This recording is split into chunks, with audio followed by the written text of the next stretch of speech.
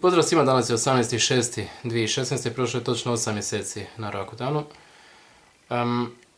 Još nisam gotov, imam još možda nekih mjesec dana do kraja.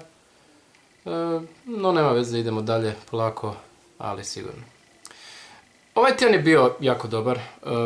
I sa psihičke i sa fizičke strane nije bilo nikakvih problema, osim onih uobičajenih koje već i ptice na grani pjevaju, sušenje usnica i kože lica. A što se tiče glavobolje i krvi iz nosa, toga nije bilo ovaj tjedan, a i psihički sam, kao što sam rekao, jako dobro. Bio sam kod dermatologice prije 2 dana i opet nije bila ona moja dermatologica na godišnjem. Tako da je opet bio dosta kratak susret, ali eto, nisam imao baš puno toga ni za reći. Ostaje novih 50 mg ja mislim do kraja. I to je bilo to. Možemo i zoomirati. Lijeva strana je pa dosta dobro.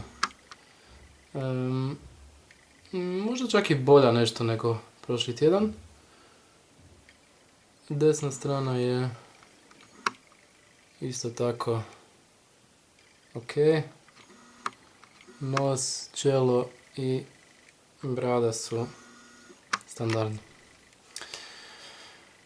Vidim da mi trepće ovaj pokazivač za bateriju. Čini se da će se brzo ugasiti kamera, tako da